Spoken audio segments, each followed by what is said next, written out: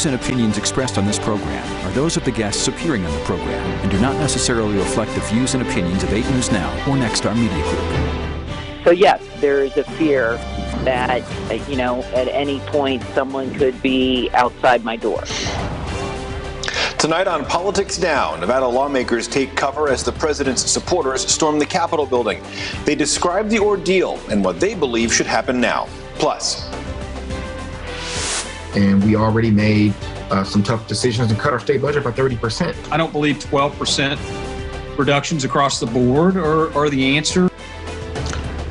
The legislative session is just weeks away. Leaders from both parties tell us their priorities in Carson City. From 8 News Now, this is Politics Now. It is in writing, but unfortunately, no United States Senator has joined in this effort.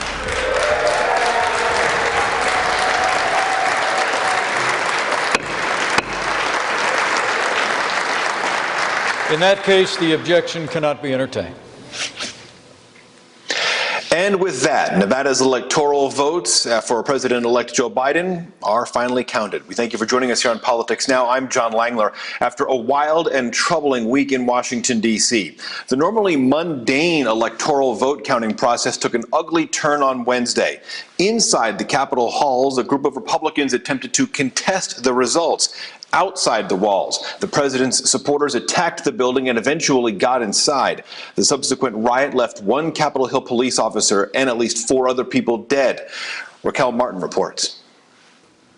And the people's work continues. After chaos erupted when the president's supporters forced their way into the halls of Congress, lawmakers returned to the Capitol to certify the Electoral College results. Criminal behavior will never dominate the United States Congress. We will not be diverted from our duty. The uprising prompted some Republicans, like outgoing Georgia Senator Kelly Loeffler, to reverse course. And I cannot now in good conscience object to the certification. Count me out. Enough is enough. Still, more than 100 House lawmakers and 6 Republican senators voted to reject the Electoral College votes in some states. And so this is the appropriate place for these concerns to be raised. Missouri Senator Josh Hawley, who led objections in the Senate, insists unfounded allegations of fraud should be investigated. Democrats slammed the idea. They're asking us to ignore court rulings, ignore Republican election officials, and even worse, ignore the will of the people. And blame President Trump for stoking the violence. This mob was invited to come to Washington on this day by this president. The noes have it. Ultimately, objections to results in Pennsylvania and Arizona were opposed. Shall be deemed a sufficient declaration of the person's elected president. Congress certified Joe Biden's victory just after 3 a.m. In Washington, Raquel Martin. Nevada's congressional delegation was among those left in hiding as the mob of President Trump's supporters descended on the Capitol building in Washington. The I-Team's David Charnes spoke with several of the lawmakers about their experience. David, hello. Hey there, John. Well, Congresswoman Susie Lee was in her office when she received a text message saying to stay away from windows and seek cover. You can see here why. Here's what she told me about watching the complex get stormed. We talked to her on the phone as she remained in lockdown. It was very scary because not only were you seeing our Capitol Police being overwhelmed on TV across the street, but then knowing that there were other instances that were requiring some attention, and not knowing if someone could possibly have breached the building that I was in. Well, police did eventually get a handle on those rioters. They used tear gas, grenades, clearing those armed protesters from the area. Congresswoman Dina Titus tweeting this as she sat in lockdown. Quote, today, lawless domestic terrorists encouraged by the President of the United States attempted to destroy our democracy and prevent the peaceful transfer of power. Nevada Senator Catherine Cortez Masto describing her ideal as well. So they asked everybody to stay in their seats. They secured all the doors, said you're going to be safe here. They put Capitol Police on all the doors. And then we could hear the loud commotion. We could hear the voices and the noises outside. And these are some of the photos she took hours after being moved to a secure location. Pretty scary stuff there at the Capitol on Wednesday, John. Yeah, dramatic scenes from the nation's capital, David. Now, ever since Wednesday, there's been talk, mostly by Democrats, but by some Republicans, about either the 25th Amendment, but also possibly trying to impeach President Trump before his term ends. Where does Nevada's delegation stand on that? Well, keep in mind, this would be a very short timeline since the president has just 2 weeks left in office. It would start, of course, in the House, just like the previous impeachment. 3 Nevada Democrats in the House, all 3 of them, Congresswoman Titus, Lee, Congressman Stephen Horsford as well, say they would vote for this. Senator CORTEZ MASTO telling me that she wants to see what the House does first before making a decision. And Senator Jackie Rosen has also not yet called for impeachment. And David, any response from Nevada's only Republican on Capitol Hill in Washington, Congressman Mark Amodei? No, John, he has not yet weighed in on this. And we'll keep asking and we'll wait for an answer. David, thank you very much for the reaction from Washington from the congressional delegation after a very wild Wednesday. So there have been a lot of conspiracy theories circulating about who was actually involved in the riot on Capitol Hill. Those conspiracy theories, well, our Washington, D.C. correspondent Alexandra Limon has more on that. She was at the Capitol at the time of the riot. Alex, you were up on Capitol Hill when this all took place on Wednesday, so you saw it firsthand what it was like. In the aftermath, there have been some conspiracy theories about who really was involved in the riot up on Capitol Hill. What is known about who was taking part in this destruction on Capitol Hill? Yeah, absolutely. And conspiracy theory is the right word for that. These online social media claims that Antifa or left-wing protesters were to blame for these protests. That is not the case. And there is plenty of evidence, video evidence of thousands of President Trump's supporters attending his rally where he spoke, where he told them to head to the Capitol. And then they did that. And a short time after that, they breached the Capitol. And again, 4 people died as a result. And after that happened in the evening, President Trump released that video message on social media, and even he didn't claim that they weren't his supporters. In fact, he said things like, "We love you, but please go home now." So even he admitted and knows they were his supporters who caused this violence and these riots in D.C. on Wednesday. So these claims that it was Antifa or somebody else are totally false. In fact, the mayor of D.C.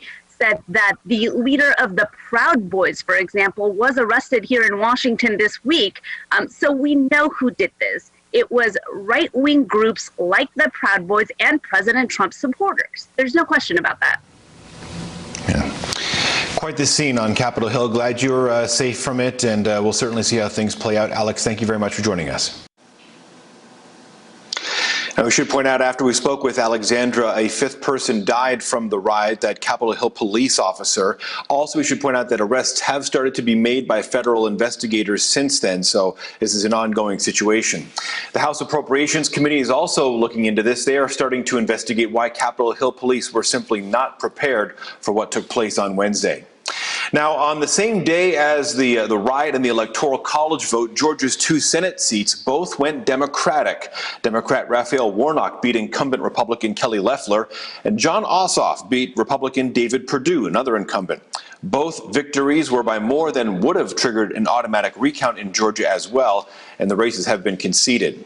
In total, Democrats have picked up 4 Senate seats in Washington from the November election. So that splits the Senate 50-50, Republicans and Democrats. However, Vice President-elect Kamala Harris, being a Democrat, she is the tie-breaking vote in the Senate, so that gives Democrats control of the Senate, the House, and the White House when the inauguration takes place. Nevada Senator Catherine Cortez Masto chairs the Democratic Senatorial Campaign Committee. In a joint statement with current Senate Minority Leader Chuck Schumer, she said in part, Raphael and John have earned the trust and the support of voters across Georgia in a record-breaking election, and we look forward to fighting alongside them for health, jobs, and justice in the Senate. Coming up next on Politics Now, eyes on Carson City. And I think our priorities are going to continue to be helping Nevada come out of this pandemic and this economic downturn.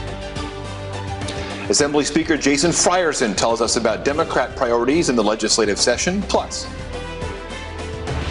we need to be open in some shape or form. virtual or in person? That's Republican Assemblyman Tom Roberts. He tells us why he thinks the legislative session should be held safely and possibly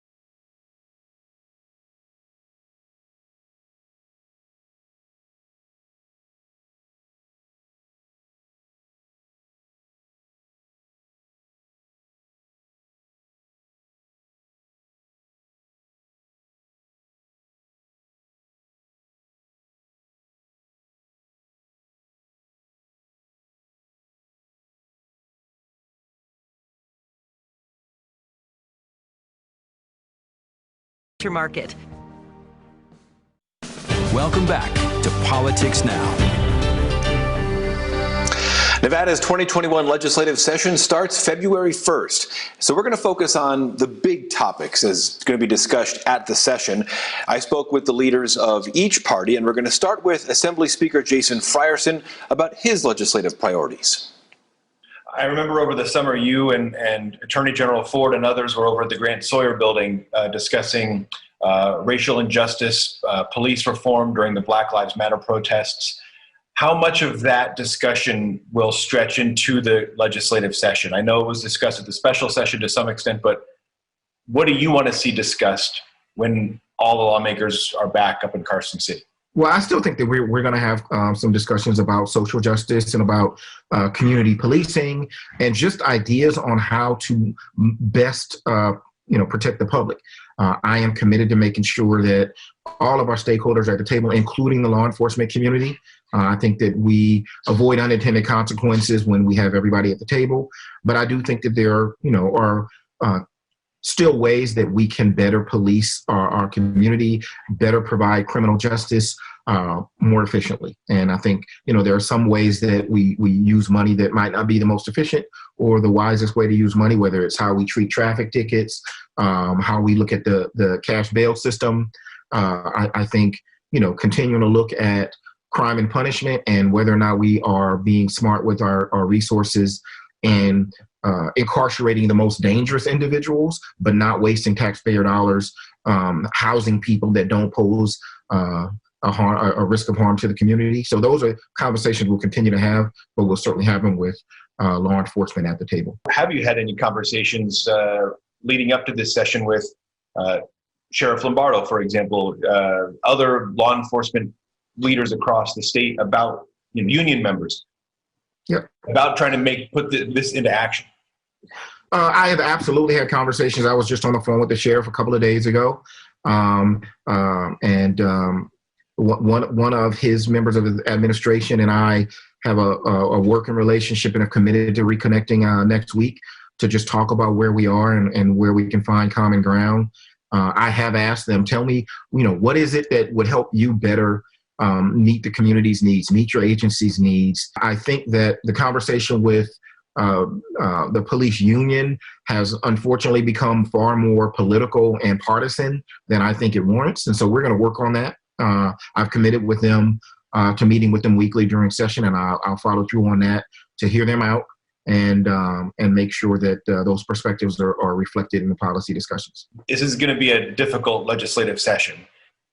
In your experience in public service, just how challenging is the task for you and all lawmakers to get the business done, given the limited resources, and also just given the circumstances of the pandemic? It's going to be incredibly difficult. I don't know that I am aware of any session that has presented the kind of challenges that we're facing right now. We're facing challenges with respect to the tough budget decisions that we're going to have to make. But we're also facing, I think, political challenges about rhetoric and about how we're going to govern and how we're going to lead.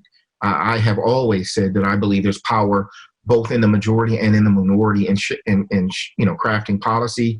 And I think that we all are going to have to put partisanship aside at times and either advance policies that we think are good for the state or mitigate policies that we think maybe aren't so good for the state. And if any part of the machine walks away and doesn't participate in that, I think we're doing a disservice to Nevada. So I am hopeful that the four leaders of our four caucuses can continue to talk.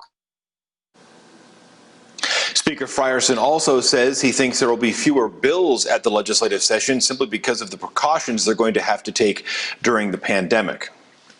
Republican Assemblyman Tom Roberts, he is the co-deputy minority floor leader. I spoke with him about Republican priorities at the legislative session, especially the budget, and how the session could be run during the pandemic. How are you going to work with Democrats to try and achieve your needs and achieve the needs of your constituents while also still, staying within the confines of the budget? During a special session, we cut the budgets pretty far back. I think you're going to see a continuation of a lot of those cuts due to the revenue shortfall from the governor's closures. Obviously the budget it's got really three big holes. Three big items that we fund.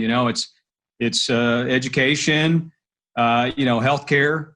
And public safety issues, and actually delivering government services, to the state. And so, those are your biggest ones. And, we're going to have to ensure that we continue to provide services to the citizens of Nevada. But I think we also need to be cognizant that the federal government did put a lot of money into our state under the first relief act under COVID. I mean, almost $19 billion have came to our state, and our biannual budget is eight point something billion. I don't believe 12% reductions across the board are the answer. So it'd be interesting to see what the governor's proposal will be, coming up, and then we'll work from there. Obviously, you were former assistant sheriff, and we've talked with current Sheriff Lombardo about issues of police reform in light of the Black Lives Matter protests. In my conversations with him, he has essentially said, at that time anyway, he had not had a lot of conversations with state lawmakers, with Clark County Commission. There hasn't been too much of an in-depth discussion of what's going to happen up in Carson City at the legislative session. So how much of that discussed reform do you think will actually get discussed at the legislative session? Well, I think we did some things during a special session that law enforcement approved for the most part in the state. I know there's going to be some bills that are going to want to push reform further. I think folks like Sheriff Lombardo and police leaders in our state are willing to be at the table and talk about reform issues. I think what a lot of people don't realize is that a lot of things that we do in Nevada are considered best practices in the nation. We can always make improvements, and I think we're always willing to be at the table to talk about it. The mechanics of the legislative session. Obviously, during the interim period, it's been mostly virtual. All of it's been virtual, essentially. Do you envision that continuing? I certainly hope not. I believe, I've participated in some phone calls with some national organizations and heard from speakers and folks in other legislatures around the country, and other bodies have found a way to have limited public access and a reduced public access. We're not gonna. I just don't, under the current conditions. There's probably no way to be 100% open, but certainly we can figure out a way to have limited capacity, allow people to testify in hearings, to be able to ask questions. We can't do what we did during a special session, and have public comment for 2 minutes. You can see the full interviews with Speaker Frierson and Assemblyman Roberts at 8newsnow.com. Just look for the Politics tab. Coming up next here on Politics Now, concerns about fairness. As a governing trustee, she's going to be potentially in a position to make decisions that are adverse to CCEA. What's ahead for the new Clark County School District Board, and why the teachers union is already threatening it.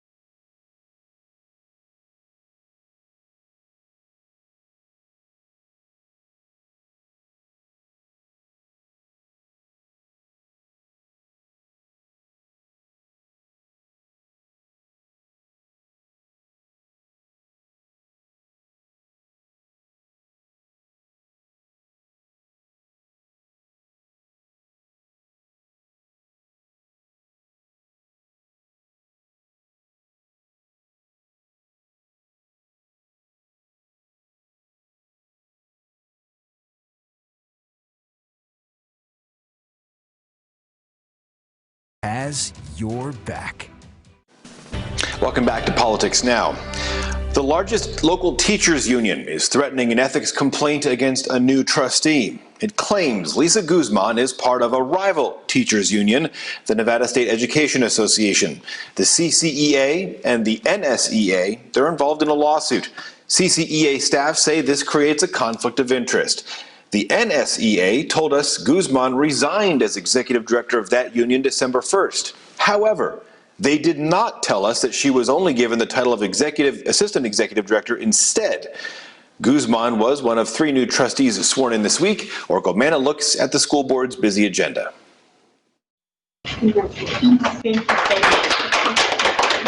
A warm welcome as 3 new CCSD trustees are sworn in Monday night. The biggest priority for them and the rest of the board is if and when to reopen schools amid the COVID-19 pandemic. I wish I could give our families a straightforward answer. Trustee EVELYN Garcia Morales doesn't want to rush a decision, especially with new changes being made to the hybrid learning proposal. The model right now is currently being reassessed by the superintendent and his team. And so when I have the full picture, I will be able to make a better assessment. But Trustee Katie Williams, who has gained a lot of attention for her outspoken tweet, supports in-person learning, saying distance education has been a burden for parents. I think that those parents just need a release. They need a break.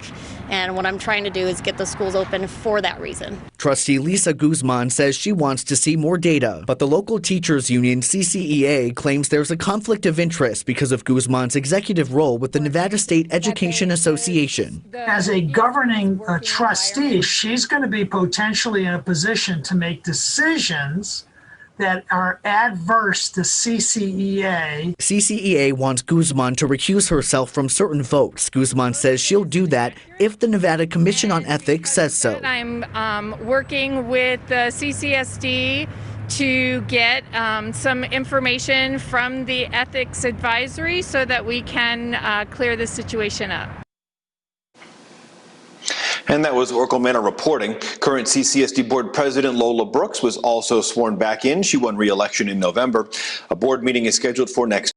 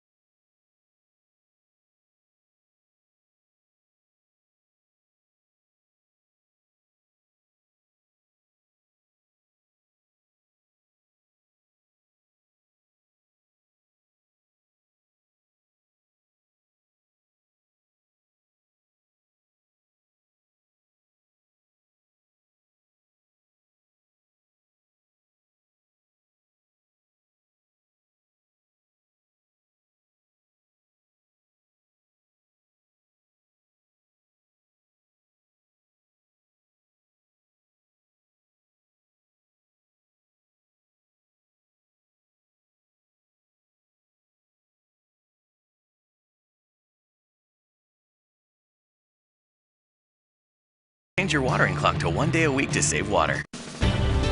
In What to Watch this week, Governor Steve SISOLAK has his State of the State address. This one, though, will be pre-recorded. It'll be published online January 19th. He'll outline the legislative priorities moving forward.